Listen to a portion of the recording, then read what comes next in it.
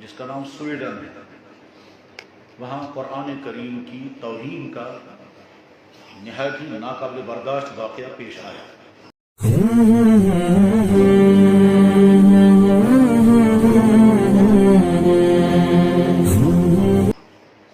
جس کی تفصیلات ہم سب کو معلوم ہے،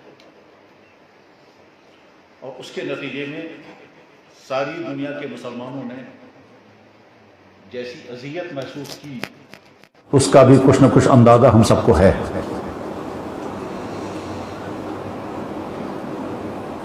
اس سلسلے میں پہلا سوال یہ ہے کہ ایسا کیوں ہوتا ہے؟ تو جواب، قرآن کریم میں اللہ تعالیٰ شانہ نے کئی جگہوں پر یہ بات ارشاد فرمائی ہے کہ ایسا ہوگا۔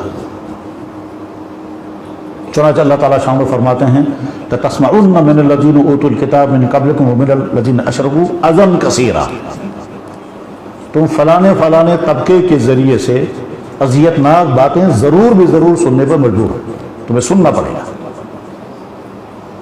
یعنی گویا اللہ پہلے ہی فرما رہے ہیں کہ ایسا ہوگا۔ یہ اس لیے نہیں کہ اللہ نے فرمایا لہذا ہوگا، بلکہ اللہ جانتے ہیں کہ کون سا طبقہ کس قسم کا ہے، کون سا ذہن کس قسم کا ہے، کن کے خیالات کیا ہیں، کن کے رویے کیا ہیں، کن کا طرز عمل کیا ہے، کن کی حرکتیں کیا ہیں، اس لیے اللہ تعالیٰ شانہ فرماتے ہیں۔ جب اللہ جل شانہ قرآن کریم میں فرماتے ہیں فلاں طبقہ ایسا ہے جنہوں نے نبیوں کو بھی قتل کیا، تو وہی اللہ تعالیٰ شانہ فرماتے ہیں لَتَسْمَعُنَّ، ضرور بھی ضرور تمہیں سننا پڑے گا، مِنَ الَّذِينَ أَشْرَكُوا وَمِنَ أَهْلِ الْكِتَابِ وَمِنَ الَّذِينَ أَشْرَكُوا، ان لوگوں سے جن کو ہم نے کتاب دی تھی اور وہ لوگ جو شرک میں مبتلا ہیں، اذًى كثيرا، نہایت ہی اذیتناک باتیں تمہیں سننی پڑیں گی۔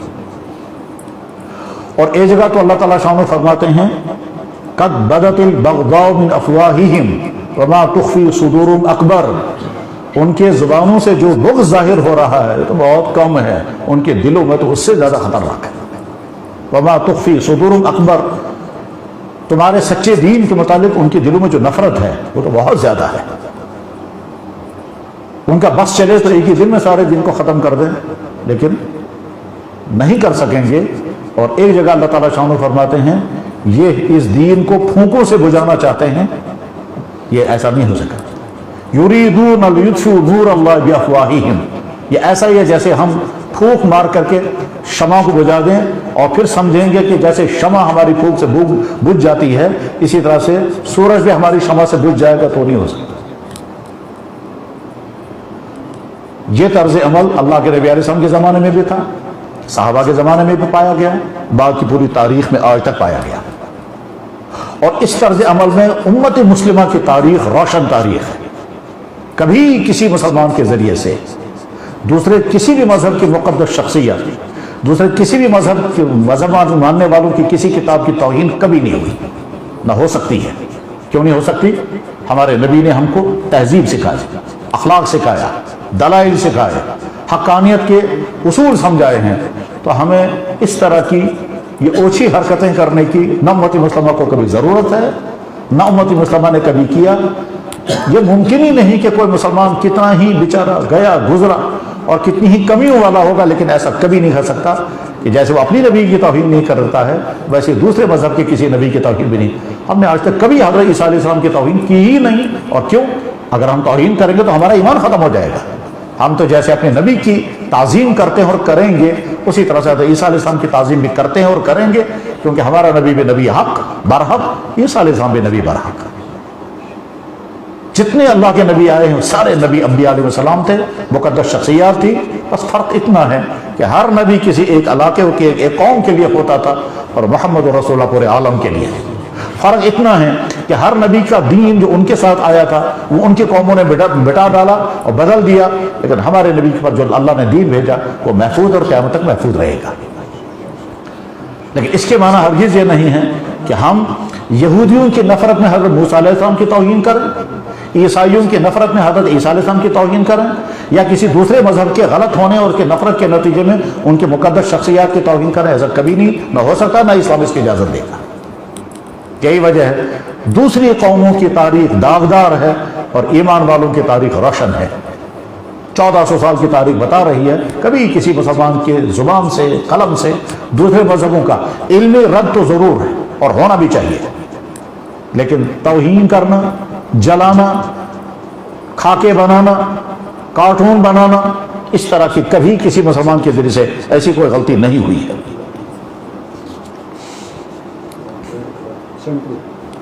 ریڈ کلر سینٹر کم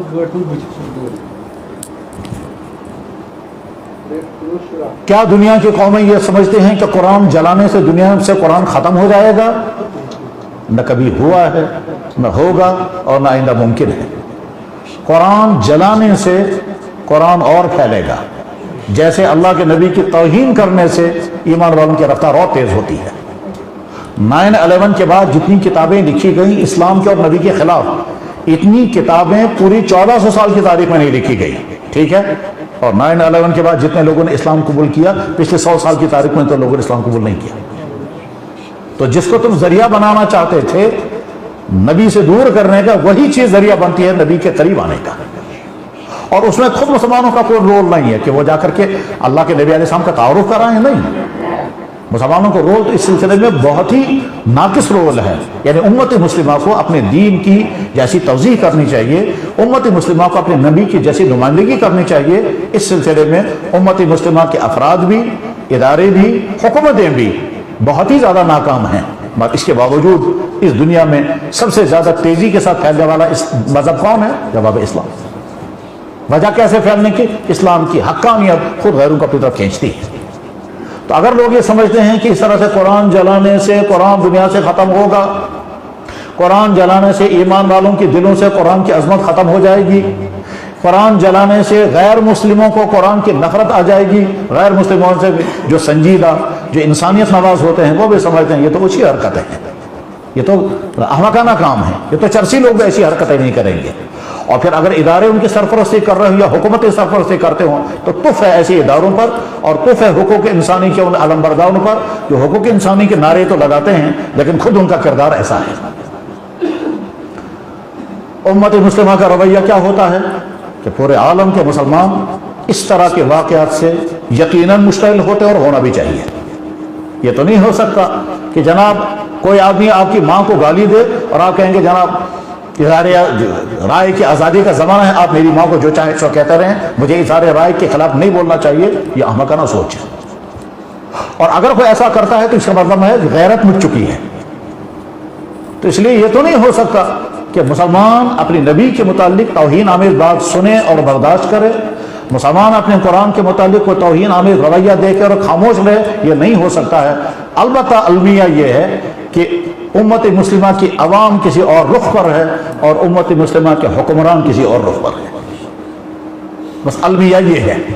اگر امت مسلمہ کے حکمرانوں میں ایمانی غیرت ہوتی، حمیت اسلامی ہوتی تو یہ سارا یہ نقشہ سامنے آتا ہی نہیں۔ وہ چونکہ امت مسلمہ کے حکمران عیاشیوں میں ہیں، فحاشیوں میں ہیں، بہت سارے نہ جانے کن کن کے ایجنٹ ہیں اور امت کے گردنوں پر سوار ہیں، ٹھیک، تو اس لیے یہ سب کچھ ہوتا ہے اور دنیا میں سلسلہ چلتا رہے گا۔ امت کے عوام کسی اور رخ پر ہے اور امت کے اونچے طبقے کے لوگ جو ہیں وہ کسی اور رخ پر ہیں، کیونکہ ان کی ایمانی حص جو ہے وہ یا تو ختم ہو چکی ہے یا بجھی ہوئی ہے۔ اس لیے ان کو بس اپنی حکومتیں رہنی چاہیے، اپنی عیاشیں رہنی چاہیے، باقی دنیا میں کوئی کچھ ہوتا رہے۔ اس سے لیے اصل حل کیا ہے؟ اصل حل یہ ہے کہ اس طرح کے تمام افراد ہی نہیں، ان کے حکومتوں کے ساتھ تعلقات منقطع ہو جائیں،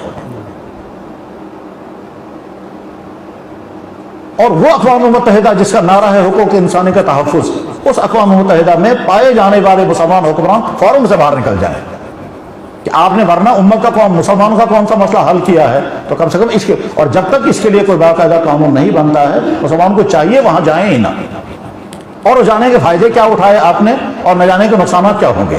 اگر امت کے اندر غیرت ہوتی جیسی ہونی چاہیے، جیسے امت کے افراد میں غیرتیں تھیں یا آج بھی ہیں، جو مسلمان بے قرار ہو جاتا ہے اور ایک مسلمان کہتا ہے مجھے ساری رات میں سو نہیں سکا جب میں نے دیکھا وہ منظر، اور ہر وقت میرے ذہنوں میں وہی گھومتا ہے کس طرح سے قرآن کو جلایا گیا اور کس طرح سے قرآن کو پاؤں کے نیچے روندا گیا، تو وہ برداشت ہی کرتا۔ تو یہ غیرت جو بیچارہ اپنے گھر کے اندر محسوس کر رہا ہے، یہ غیرت اگر ان افراد کے اندر ہوتی جن کے ہاتھوں میں کچھ کرنے کا ہے تو پھر یہ ساری نقل ہے۔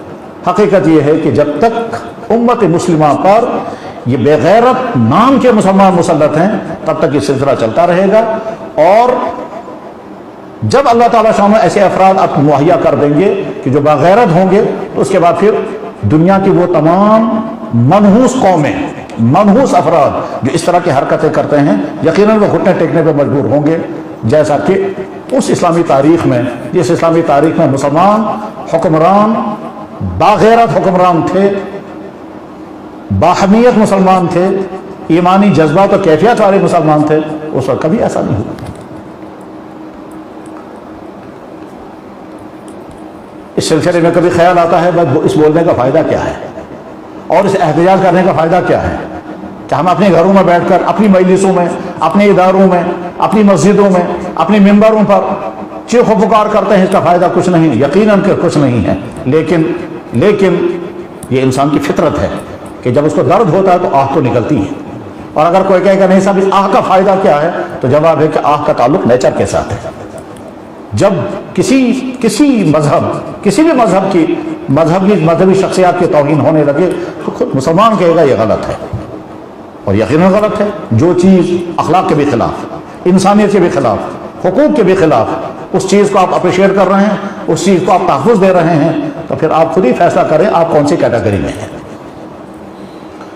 بہرحال قرآن ہمیں یہ کہتا ہے جو کچھ تمہارے سامنے منظر آ رہا ہے یہ پہلے بھی رہا ہے، آئندہ بھی ہوگا۔ کیوں؟ اس لیے کہ ان کے دلوں میں جو حق کا بغض ہے وہ بغض ظاہر ہوتا رہے گا جب تک ان کے حق قبول کرنے کے، اور جب بعد انہی میں سے لوگ حق قبول کرتے ہیں تو منظر کچھ اور ہی ہوتا ہے۔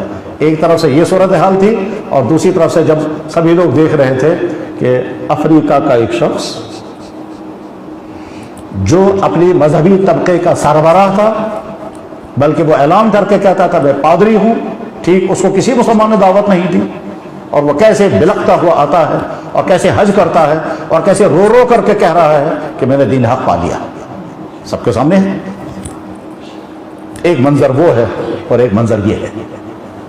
بس اس منظر کے بعد پھر یہ بات بھی سمجھ میں آ جاتی ہے، قرآن کریم میں اللہ تعالیٰ شانو کہتے ہیں اے ایمان والو اگر تم میرے دین پر رہنا نہیں چاہتے تو ٹھیک ہے، میں نئی قوم اسلام میں لاؤں گا، وہ تم سے زیادہ اچھے مسلمان ہوں گے۔ منظر سامنے ہے۔ جب مجھے کسی بھائی نے دکھایا تو ایک طرف سے یہ دکھا رہا تھا کہ ابراہیم نام کا شخص کس طرح سے اسلام میں آ گیا، اور دوسری طرف سے وہ دکھا رہا تھا فلاں مسلمان مرتد ہو گیا۔ تو مرتد انسان اپنی کہانی سنا رہا ہے اور اپنا نام اس نے رکھا ایکس مسلم، تو ایکس مسلم کی کہانی بھی ہے اسلام سے مرتد ہونے کی، اور اسلام قبول کرنے والے کا منظر بھی سامنے تھا۔ مجھے ایک دم قرآن کی آیتیں یاد آ گئی۔ اللہ تعالیٰ فرماتے ہیں وَإِن تَتَوَلَّوْا يَسْتَبْدِلْ قَوْمًا غَيْرَكُمْ ثُمَّ لَا يَكُونُوا أَمْثَالَكُمْ، تم میرے دین سے واپس مڑ جاؤ گے تو کیا ہوا، تم سے زیادہ بہتر لوگ اسلام میں آئیں گے اور تم سے زیادہ بہتر اسلام کی نمائندگی کریں، اور روز منظر سامنے آتا ہے۔ ایک طرف سے انسان اسلام سے دور جا رہا ہے، دوسری طرف سے اسلام کی طرف آنے والے کیسے جذبے کے ساتھ، کن کیفیات کے ساتھ، کن روحانی عظمتوں کے ساتھ، اور کتنی خوشیوں کے ساتھ وہ اسلام قبول کرتے ہیں، اور کیسے ان آنسوؤں کا نام ہی نہیں رکھا جا سکتا یہ آنسو کون سی قسم کے ہیں۔ یہ درد کے آنسو تو نہیں ہیں، یہ کوئی چیز کھونے کے آنسو تو نہیں ہے، یہ کسی حق کے پانے کے وہ آنسو ہیں جن آنسوؤں کی قیمت اس دنیا میں کچھ نہیں ہے۔ یہی وہ آنسو ہیں۔ میں جب ان کا منظر دیکھ رہا تھا وہ ابراہیم کو کیسے ہونٹ دبا دبا کر وہ آنکھوں بہا رہا تھا تو وہ ایک دم یاد آ گیا۔ علامہ اقبال نے کہا تھا موتی سمجھ کے شان کریم نے چن لیے قطرے جو تھے میرے عرق انفعال کے، کہ اللہ تعالیٰ کہتے ہیں میرے بندے تیرا یہ آنسو میرے یہاں ایسا ہے جیسے ڈائمنڈ، تیرا یہ آنسو میرے لیے ایسا ہے جیسے ڈائمنڈ، اور ڈائمنڈ سمجھ کر جب کوئی انسان زمین سے کوئی چیز اٹھا، اسی طرح سے اللہ نے اس بندے کی یہ آنسو اٹھا لیے، موتی سمجھ کے شان کریم نے چن لیے قطرے جو تھے میرے ان کے انفعال کے۔ وہ جو آنسو گر رہے تھے ان آنسو کی تشریح کیا کریں گے؟ یا اپنی گزشتہ زندگی پر افسوس تھا، یا حق پانے کی خوشی تھی، یا کسی درد کے آنسو تھے، یا کسی چیز کے پانے کی خوشی میں یہ آنسو تھے، یا کسی چیز کے کھونے پر یہ آنسو تھے؟ ان آنسوں کی تشریح کرنا ممکن۔ حق یہ ہے کہ یہ آنسوؤں کی وہ قسم ہے جو قسم صرف اسلام میں آ کر کے تو مل سکتی ہے اور باقی کہیں نہیں ملے گی۔ کسی بھی مذہب میں جا کر کے یہ آنسو بہانے کا منظر کہیں نہیں ملے گا، یہ صرف اسلام میں ہے۔ اسلام پا کر کے انسان کے آنکھوں سے وہ آنسو گرتے ہیں، اور اسلام پر چل کر کے انسان کے آنسو گرتے ہیں۔ ان آنسو کی کوئی تشریح نہیں کی جا سکتی، یہ تو محسوس کرنے کی چیز ہے۔ اور اندازہ نہیں کیا جا سکتا ان آنسوؤں کے بہانے میں کتنی لذت آتی ہے اور کتنا لطف محسوس ہوتا ہے۔ ایک آنسو وہ ہوتے ہیں جو درد کی وجہ سے ہیں، ایک آنسو وہ ہیں جو کسی کے فوت ہونے کی وجہ سے، اور ایک آنسو وہ ہوتے ہیں کہ جو کسی غم کی وجہ سے ہیں، اور یہ آنسوؤں کی وہ والی قسم ہے جس کے پیچھے لذت ہے، روحانیت ہے، کیفیت ہے، لطف ہے، اور بلکہ انسان چاہتا ہے زندگی بھر یہ آنسو میں بہاتا رہوں، زندگی بھر یہ آنسو مجھ سے گرتے رہے۔ بہرحال توہین رسالت ہو، توہین قرآن ہو، اللہ کے نبی علیہ السلام کے خاکے بنائے جائیں یا کارٹون بنائے جائیں، قرآن کو جلایا جائے یا نعوذ باللہ من ذالک روندا جائے، اس سے نہ اسلام مٹنے والا ہے، نہ قرآن مٹنے والا ہے، اور نہ محمد رسول اللہ کا جھنڈا گرنے والا ہے۔ ہاں البتہ ان سب کا اگر نقصان ہو سکتا ہے تو مسلمانوں کے خود کے غلط کردار کی وجہ سے ہو سکتا ہے، اور وہی ہوتا ہے۔ بس یہ گفتگو مجھے اس وقت خیال آیا نماز کے دوران کہ مجھے یہ گفتگو کرنی چاہیے، ورنہ پہلے سے ارادہ نہیں تھا، میں نے یہ گفتگو کی۔ اللہ کرے جہاں تک یہ آواز پہنچے یہ ایمان والوں کے لیے ایمان والوں کی آواز بنے، اور جن کو اپنے رویے سدھارنے ہیں اللہ ان کو توفیق عطا فرمائے کہ وہ اپنے رویے سدھاریں۔ اس میں امت مسلمہ کے افراد بھی ہیں، امت مسلمہ کے ادارے بھی ہیں، امت مسلمہ کے حکمران بھی ہیں، امت مسلمہ کے سارے طبقات بھی ہیں، اور جن کی آوازیں ان تک پہنچیں وہ اخلاق کے ساتھ اور انسانیت کے ساتھ جا کر ان کو سمجھائیں کہ اس طرح سے اسلام نہ مٹنے والا ہے، اس طرح سے قرآن میں ختم ہونے والا ہے۔ وآخر دعوانا ان الحمد للہ رب العالمین۔